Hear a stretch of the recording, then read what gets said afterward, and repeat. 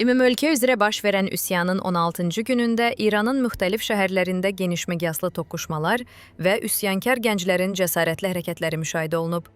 Etirazçılara atəş açan repressiv qüvvələrlə qarşıdurma zamanı Malart şəhərində Dövlət Təhlükəsizlik Qüvvələrinin cinayətkar polkovniki Şahin Dehqan və Lordeqan şəhərində İslam İnqilabı Keşikçiləri Korpusunun cinayətkar komandiri Həsən Faramərzi öldürülüb.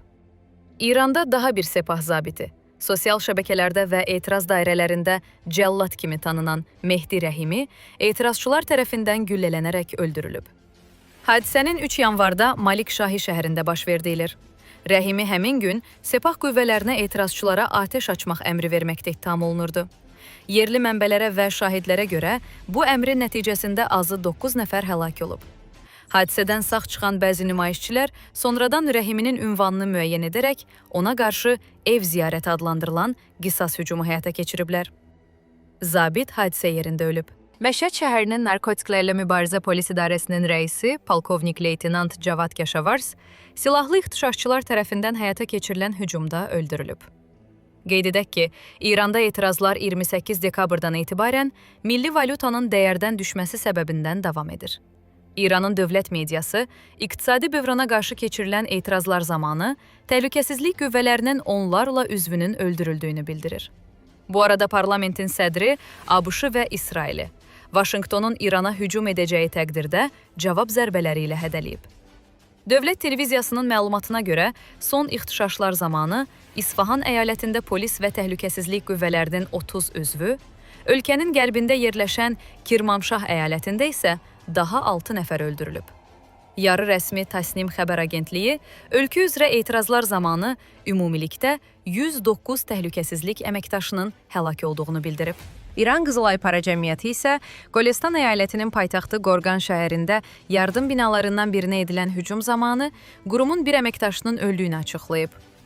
Daxili İşlər Nazirliyi ixtişaşların tədricən səngidiyini bildirir.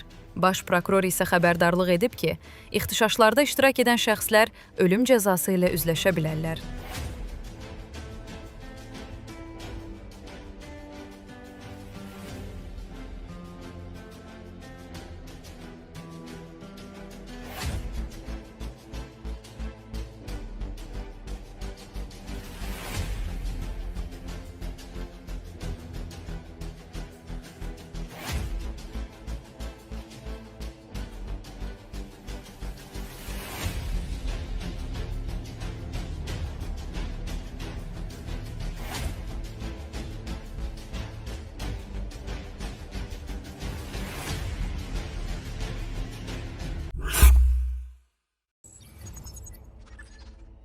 İranda ölkə üzrə hökumət əleyhinə etirazlar ikinci həftəsinə daxil olduğu bir vaxtda xaos hökm sürür. Paytaxt Tehran şəhərində yeni etiraz aksiyaları zamanı nümayişçilərlə təhlükəsizlik qüvvələri arasında baş verən toqquşmalar nəticəsində bir neçə nəfərin xəsarət aldığı bildirilir. Bir sıra şəhərlərdə inzibati binalara, polis bölmələrinə və təhlükəsizlik qüvvələrinə məxsus avadanlıqlara qarşı yandırma hücumları qeydə alınıb. Tehran vilayətinin İslamşəhər şəhərində küçələrin etirazçıların nəzarətinə keçdiyi barədə məlumatlar yayılıb. Daxil olan xəbərlərə görə Zəhidən və Əhvaz şəhərləri də etirazçıların nəzarət altındadır. Tehran, Şiraz, Ərdəbil və Kərət şəhərlərində İslam İnqilabı Keşikçiləri Korpusuna məxsus obyektlər və texnika yandırılıb. Kərəcdə isə şəhər icra hakimiyyətinin binası dayanır. Məlumata görə nümayişçilərə atəş açarkən bir İslam İnqilabı Keşikçiləri Korpusunun döyüşçüsü öldürülüb. Sosial şəbəkələrdə paylaşılan çoxsaylı videolarda etirazçıların rejim əleyhinə şüarlar səsləndirdiyi görünür. Bəzi videolarda küçələrdə yanğınlar əks olunur. Bir videoda isə ehtimal ki, inzibati bina olan bir tikilidə güclü yanğın qeydə alınıb. Etirazlar getdikcə güclənir. Buna baxmayaraq, hökumət ölkə üzrə artan narazılıq qarşısında geri çəkilməyəcəyini bəyan edib.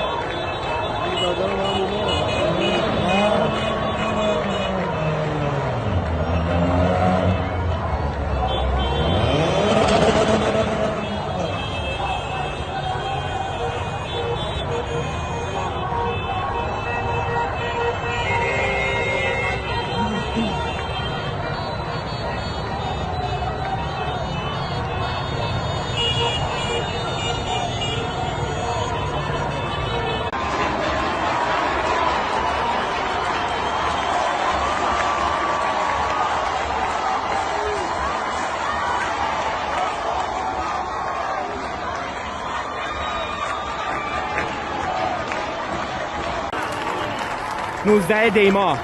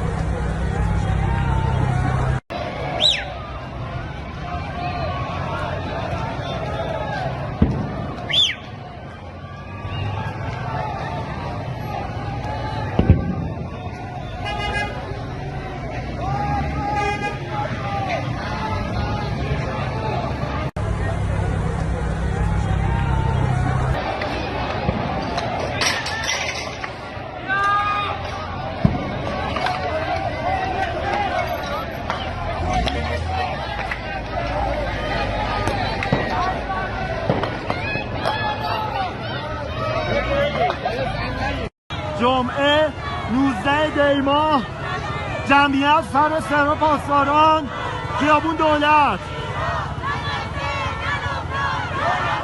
نصف این جمعیت الان تو پاسدارانه.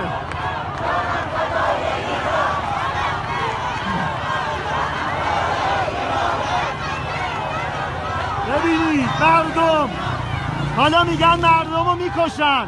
بیاین بکشید اگه میتونید این جمعیت رو. شریعتی پارک کوروش جمعه.